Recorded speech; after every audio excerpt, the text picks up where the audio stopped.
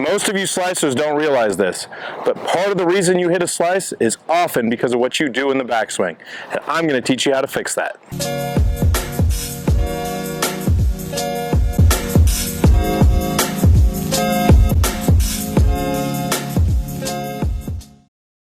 Alright guys, so many of you know that you hit slices because the club face is open to the path, okay? That is the main reason that that shot occurs. But we also, a lot of times, deal with the fact that the path is getting super left through impact, okay? The shaft gets super steep, and we don't know why that happens. For most of you, it is because you don't get enough depth in your backswing, right? A big turn, getting your hands deeper will allow the hand path to work more out, and I'll show you this. So if we understand the forces that are applied to the handle of the golf club, we can change things in our downswing. So if I'm here and I put a downward force from my hands into that handle, the club will steepen, okay, boom. If I put a more outward force on that handle, it will want to shallow behind me. So shallowing would be the act of the club falling more behind the hands in transition. You see that out of a lot of good players out on tour, at your home club. That's what good players are generally doing. Okay? If it's going the other way, there's going to be compensations, or you're just going to hit that big slice or the big pull. Okay? So how do we get more depth, and what does that mean? Okay? If we think about it, a swing with no depth would be right here. The club's over my head. It could be somewhere in here.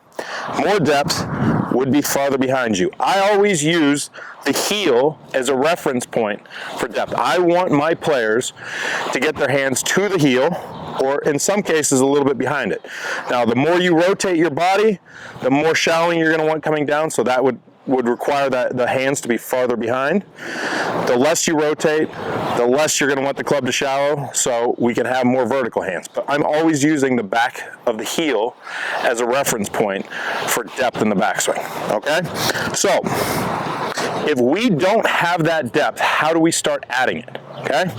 If we're here, a lot of times you look at a player and you'll notice that there's no turn in the hip at all. There's no extension of the trail leg, and the chest doesn't turn much at all. So you have to start by unlocking each part of that sequence, okay? So if we start with the right leg, we are going to want to feel that the right leg goes into some extension going back, and when that's happening, you'll notice that my right hip starts to climb up and back, okay? I'm not sliding, I'm turning it up and back, right? Face on view, up and back.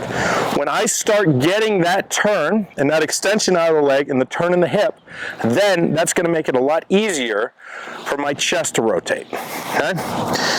If my chest, after I get this, my chest rotates, now I've turned it back about 90 degrees easily. I'm not the most flexible guy in the world anymore. If I don't make that move with my legs, I can't get into a full turn situation. Boom. So, understanding that the legs are going to allow your chest to turn is a huge part of getting depth.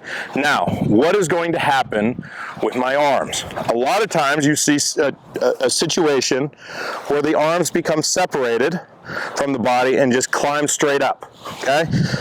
Even if a player gets some turn, if their arms are out here, they're not going to get a lot of depth.